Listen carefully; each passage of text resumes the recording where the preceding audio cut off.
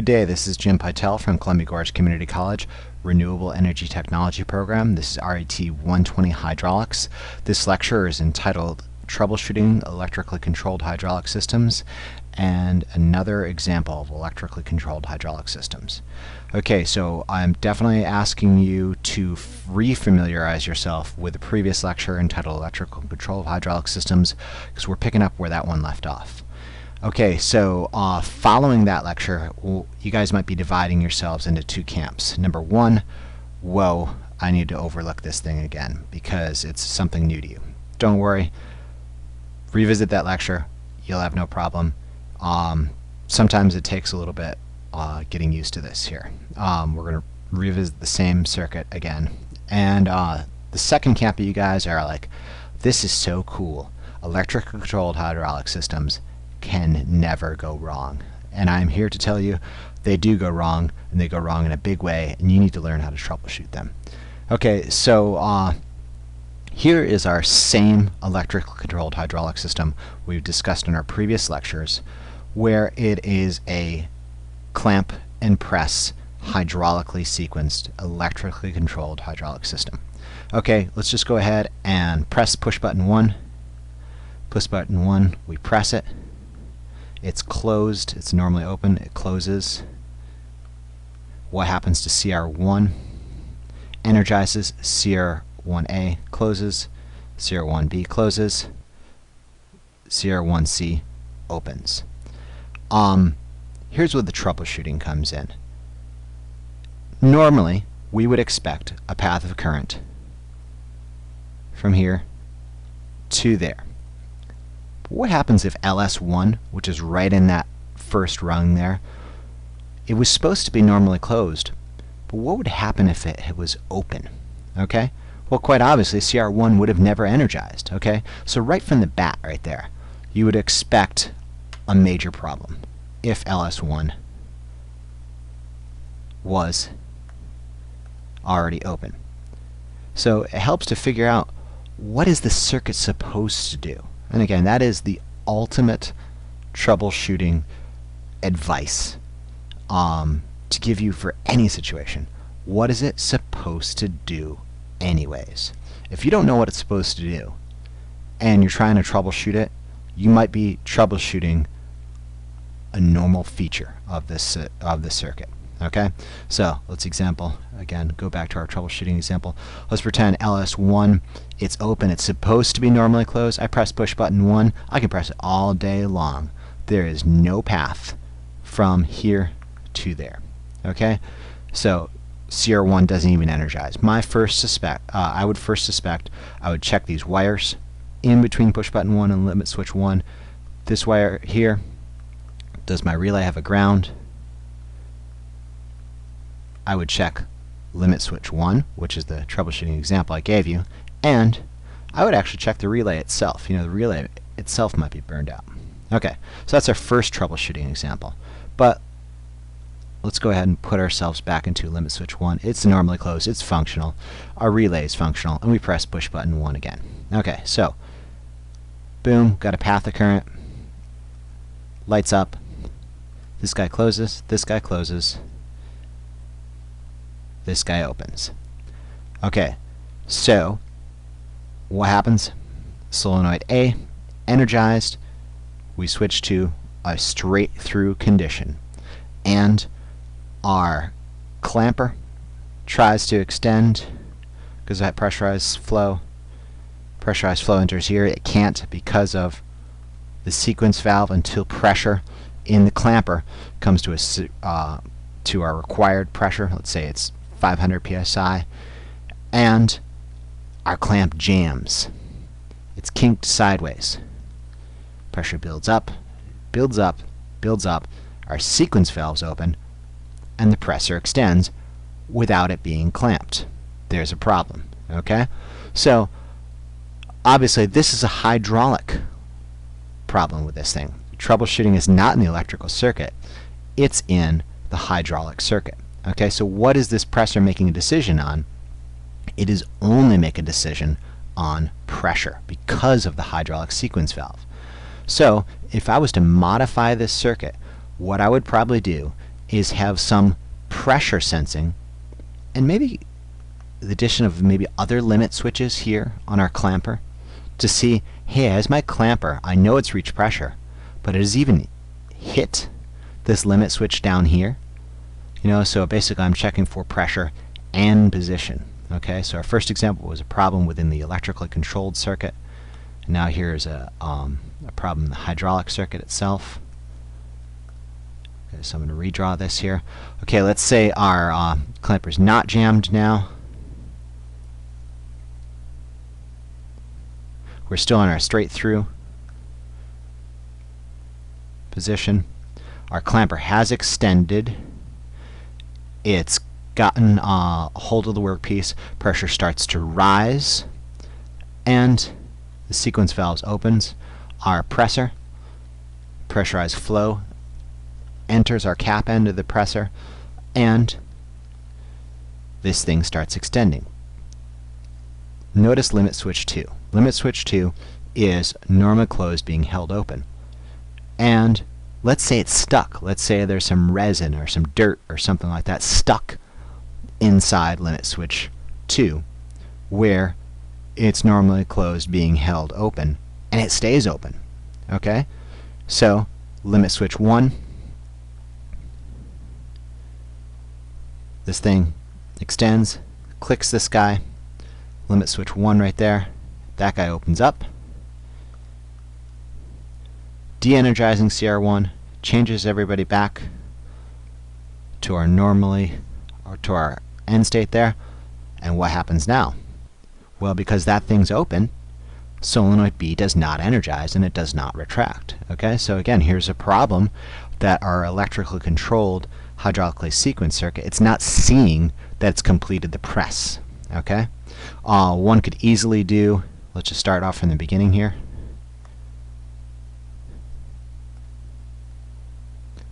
So I've cleaned up our diagram here, and again we're starting off from the get-go. Switch 1 is normally closed. Okay, so we press our push button 1. CR1 energizes, changes the states of its associated contacts. Solenoid A energizes, bringing us to our straight-through condition. Pressurized flow enters our clamper. It extends until pressure, and again it's not getting jammed this time, extends until the pressure and the sequence valve is overcome. Our presser extends, and this time limit switch 2 is not being held open by some foreign object. It closes as this guy extends. Let's say limit switch 1, it's got a functional switch, but our rocker arm is broken off. It's on the floor. It's a still functional switch, but what happens is our press cylinder just bypasses it, and it's waiting and waiting and waiting. So it's almost the same circumstances we had last time, where it was not, it's extended, the presser is extended, both clamp and press are extended, and it's not retracting. But this time, our CR1 is still energized, and that pressurized flow is entering our presser and our clamper. So similar circumstance, different troubleshooting. So these are the things you need to start figuring out when you're walk on to a troubleshooting situation. Where is the status currently of the system? What's the status of the ladder logic and the hydraulic system? And let's say you've gotten to this place, you walk up to it, and you're like, oh hey, check it out. There is the broken rocker arm for our limit switch. You go ahead and replace that thing. It trips, pops this guy open. What happens? Relay de-energized. Everybody goes back to its states here. And now what happens? Solenoid B is energized, switching us to our retract condition. By the way, that's off, so solenoid B is the only one on because you don't want them fighting each other. And what happens? Well, pressurized flow enters the rod end of each of these guys,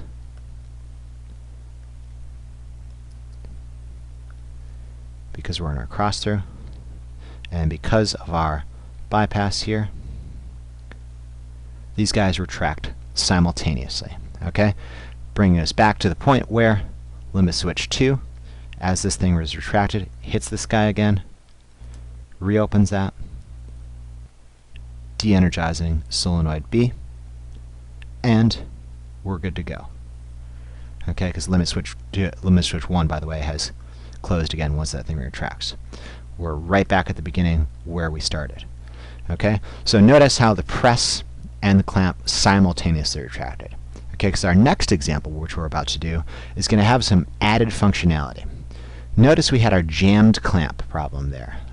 It was making the decision strictly off pressure. So let's make a circuit now electrically controlled, electrically sequenced, where it's checking the pressure and position of our clamper. So not only is it making sure that it's got sufficient strength, it's actually making sure it's there. Okay, the other thing too is notice how our clamper extended, then our presser, and then they simultaneously retracted. Well, check this out. Let's do this. Let's clamp it, press it, retract the presser, then retract the clamper. Okay, so let's say it's a device, or excuse me, a piece of work that needs to be precisely drilled. You don't want it moving while that presser is retracting. So let's go ahead, and I'm going to go ahead and switch to another page here where there's a new circuit. Okay, so here's our second circuit. I again urge you to fight that immediate impulse to jump out the window and panic. Again, don't panic. Identify what you know. Let's start off with our hydraulic circuit. Obviously a pump, pressure relief valve. Here we've got a directional control valve 1. Looks to have 2 solenoids on it. Additionally, it's a tandem center. So if I put a pressure gauge right here, I would expect an incredibly low pressure, okay, because it's returning to tank at low pressure. Got our clamper with our limit switches 1 and 2. Okay, so now notice, in addition to previously where it was just making a decision off pressure, we've got position sensors on our clamper now. Okay, where's the pressure decision being made? Probably right here, pressure switch 1. Okay, so again, we're going to, as we see in the ladder logic a little bit later, we're going to make a decision off pressure and positioning for our clamper. Okay, what is going on right here? It looks like we've got a second directional control valve. This kind of makes sense here, because what we're going to do is a clamp and press. One would never expect, basically you need to have the thing clamped and then pressing it. So basically this directional control valve 2, solenoid A, because it's only in 2 position, it's only got 1 solenoid, it's kind of acting like a sequence valve, maybe making decisions off of this pressure switch and these limit switches here. Okay, so we'll see how that works inside our ladder logic. Here we've got our presser. What does it have on it? Sensing it? Proximity sensors. Proximity sensors, if you remember, are very similar to limit switches, but they're not detecting the physical presence of an object. They're detecting basically a magnetic object entering its field of influence. Okay, so look at proximity sensor 2. Notice how it's close to the piston. I would expect in the ladder logic that proximity sensor 2 is probably a normally closed being held open, or a normally open being held closed, because it looks like it's already in that retracted situation. Same thing with limit switch 2 here. Again, it's making contact with the clamp rod end. I would suspect in our ladder logic that I would see something akin to a normally open being held closed or normally closed being held open. We'll see if we're correct. Okay, let's go see if we're correct. Here's the ladder logic. Where's the ladder logic? Right there. This big thing right here. Okay, so let's look at this thing. What is this right here? Well, it's a mechanical interlock. A mechanical interlock on limit switch 2. So that means there are 2 switches that whenever it's activated, 2 switches change their states. Let's make it even more confusing. It's got some arrows indicating it's being held in its position. Like I said before, limit switch 2 right there is being held in some position. So it looks like our top rung here is a normally open being held closed, and here's a normally closed being held open. At any time that clamper extends, this guy's going to open back up, and this guy is going to close. Okay? Push button 1, what is that? That's a normally open switch. Proximity sensor 1, that's a normally closed proximity sensor. It's located right there. CR1A, who controls CR1A? Well, probably CR1. It's a normally open contact. When CR1 energizes, we would expect that to close. Here's a neat feature right here, a normally open pressure switch in series with a normally open limit switch 1. Check it out.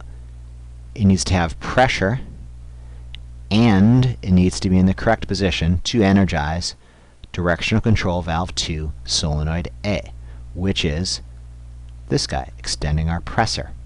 So this makes sense. This is where you've got some added functionality. It's checking pressure and positioning within this rung before it extends directional control valve 2 solenoid A. Okay? So, by the way, what's this guy here, CR1A, in parallel with the push button? It's a holding contact, meaning I can let go of push button 1. I press it once, CR1 energizes, it changes the states of the CR1A's contacts and closes, meaning I can let go of push button 1. Okay, second rung, we've already talked about the mechanical interlock on limit switch 2. What's this guy? That is CR2A. It's normally closed. Where's CR2? Right here. Anytime CR2 is energized, CR2A will open. And that's in series with directional control valve 1 solenoid B. Where is that? Up there. Okay? Now the third leg, looks like we've got CR1B, which is a normally open contact, which will close when CR1 is energized. We've got something in parallel with it.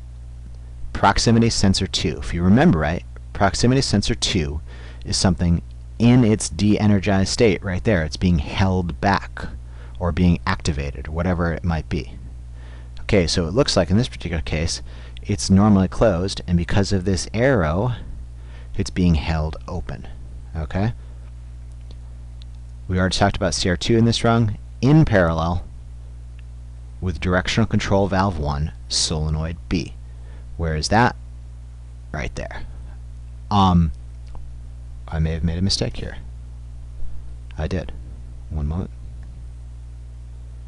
That should actually be solenoid A. Looks like I rewrote over it. So make that change on your diagrams. So directional control valve 1 solenoid A is in parallel with CR2. Okay, let's go ahead and clean this thing up here, and we'll go ahead and see how this guy runs. Okay, so I've gone ahead and cleaned up our hydraulics and our ladder logic schematics. Before we go into this, you may, now that I've made the changes here again, remember I made that change, I would recommend, and this is how I like to learn these ladder logics and hydraulics, make a copy of the schematic, make a copy of the ladder logic, and just in pencil, you know, kind of how I'm doing with the different colors here, show how the switches open up and close. That way you can figure out, okay, where am I in this sequence of everything? Okay, once you get to a point where it recloses or reopens, whatever, you just erase that pencil mark. You know, again, you could use it in different colors. Alright, so here is how we're going to do this. Push button 1 is closed. There's a path of current from positive to negative because limit switch 2 at the top is normally open, being held closed, and again we're retracted right there. So there is a path. CR1 energizes, and its associated contacts change states. Meaning this guy, does this guy change right here, CR2A? No, it doesn't, because that's controlled by the CR2 relay. CR1B closes. I can let go of push button 1 because of the holding contact provided by CR1A. Let's look at what happens on the third rung. Because CR1B energized, CR2 energizes. This is a really neat feature here because another relay excited another relay. So it's basically a sequential operation here. Alright, CR2 has energized. Its contacts are going to go ahead and change states. CR2A should open. Look at what's in parallel with CR2. Directional control valve 1, solenoid A. So that should energize. What happens when directional control valve 1, solenoid A is energized? Right there, we move to our straight through condition. What happens? Our clamper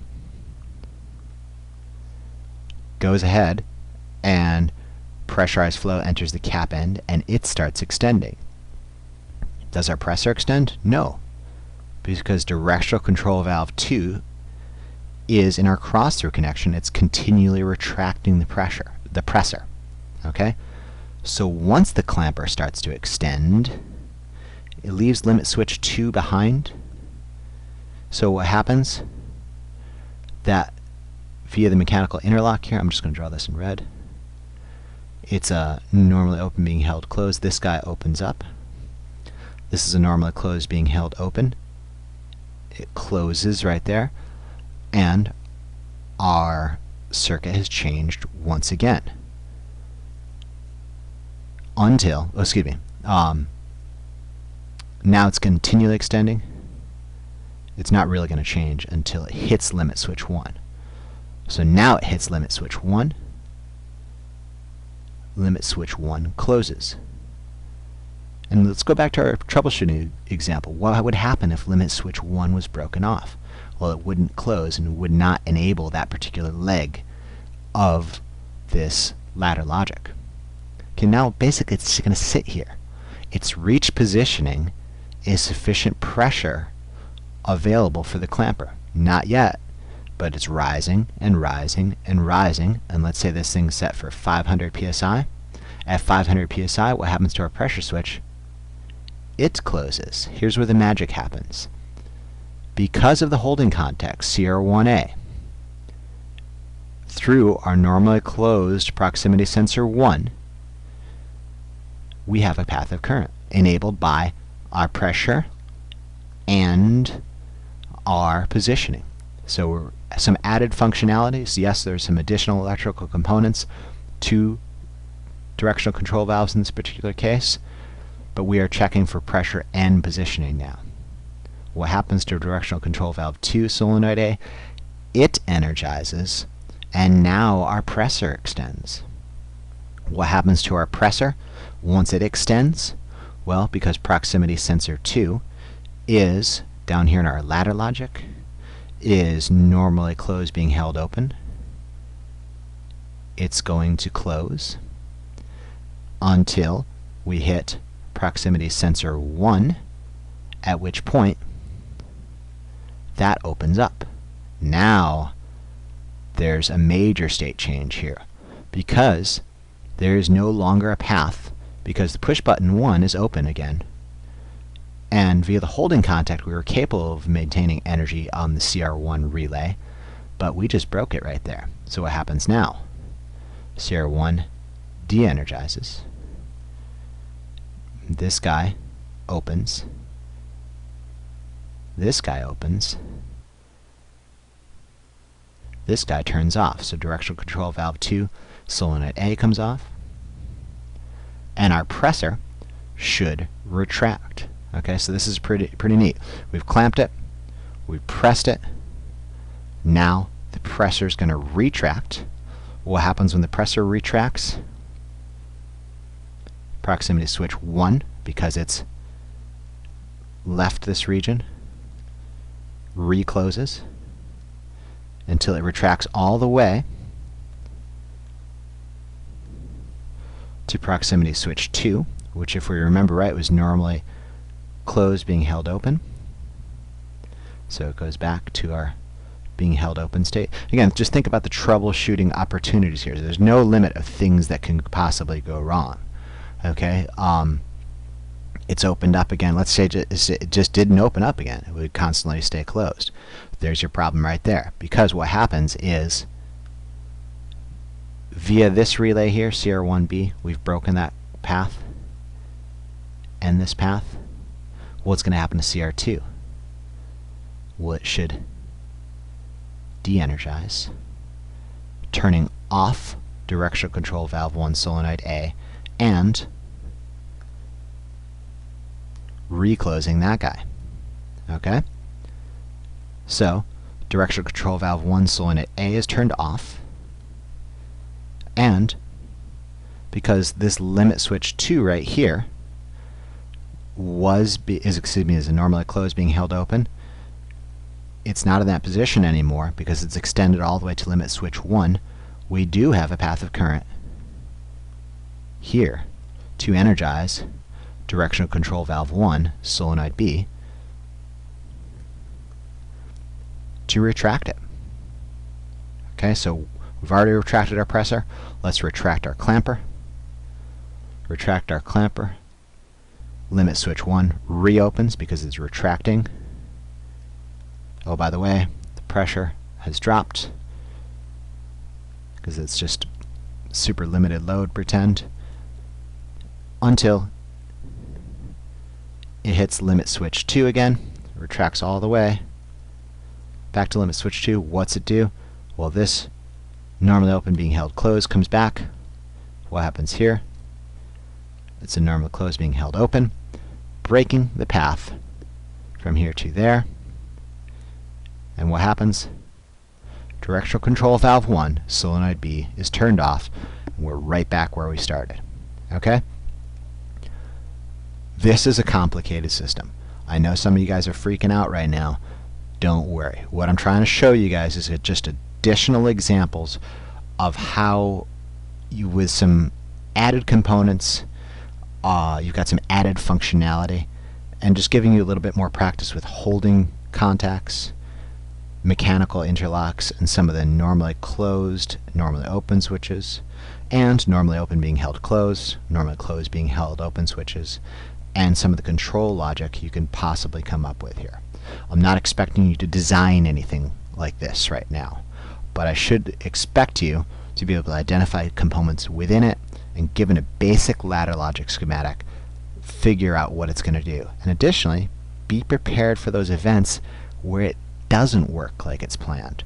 Figure out where it is within a particular section of the ladder logic rungs, or maybe it's a hydraulic problem where a limit switch is not being tripped, or perhaps a cylinder is jammed, falsely tripping a pressure switch. Again, there's no limit of things that possibly could go wrong, but what you need to do is just figure out which functional areas are working, which relays, say, perhaps are energized, which switches are closed, and you should be able to figure out in circumstances where you are and what corrective action needs to be performed to get the situation resolved and this circuit functioning like it should be. Okay, that's it for troubleshooting of electrically controlled hydraulic systems, and this is another example of an electrically controlled, electrically sequenced this time, hydraulic system. We're going to do this in a lab, and I've actually got some videos of this particular circuit built right here. So when you see these videos, what I'm going to ask you to do is use a copy of the ladder logic and the hydraulic circuit to see what I'm talking about when you look at the videos.